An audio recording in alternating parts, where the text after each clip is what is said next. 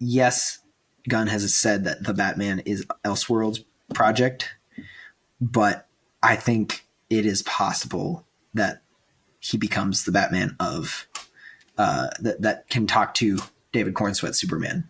I don't know. I think that there's Zach doesn't think so. Zach says no. I think because how the Batman looked great. It was the darkest Batman they've made versus how Superman is looking to be, which is very bright, embracing the comics.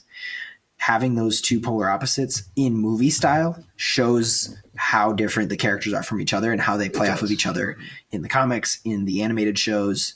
And yes, it's sort of a opposites attract where they're going to mesh well together. Now James Gunn could make another Batman who's just as dark, but I personally think that he should just roll with what he's got, even if it was before he's got to let go of some of his ego of what he thinks should be in his cinematic universe. But yeah, I don't know. Have you guys talked about DC much on your pod?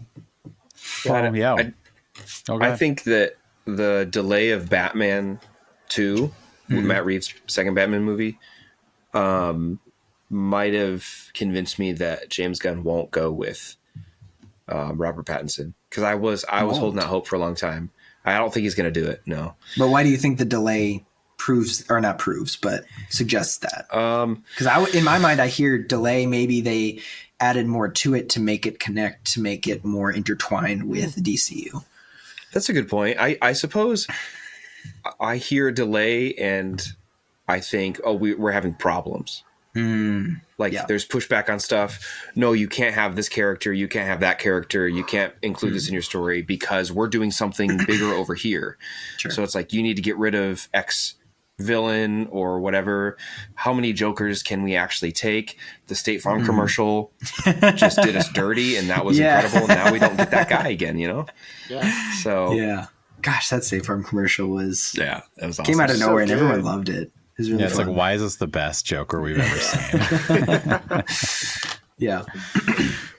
Yeah, I was someone who's like, I'm sick of Batman.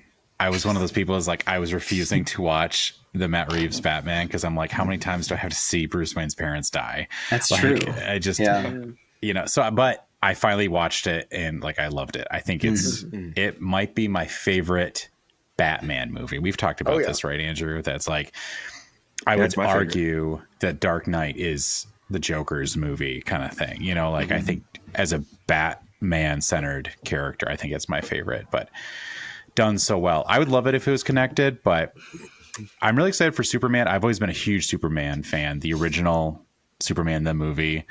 And I'm excited to see that. Like, I feel like we're in a prime place for, we need a hero. I am that hero. We need a Boy Scout hero again. Like, I am tired of these anti-heroes right now. Like, I think somebody who's strong and fresh from the fight.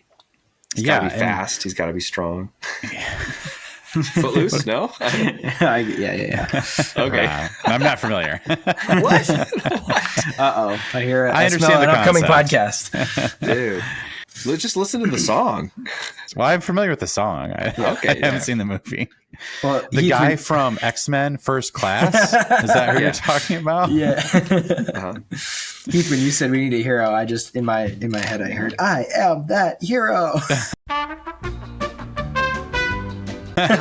Which I do think the Larry Boy movie is still coming out. That's crazy too. That'll be You're joking. You didn't hear about this? No. There's a theatrically hands? released Larry Boy movie coming out. We don't know anything. This was announced a long time ago. Still set to release next year. I hope they don't have eyebrows. But I don't know if it's the old style, new style, who's behind it. I mean, Larry Boy versus the Rumor Weed was a classic. That was a classic in my eyes. Yes.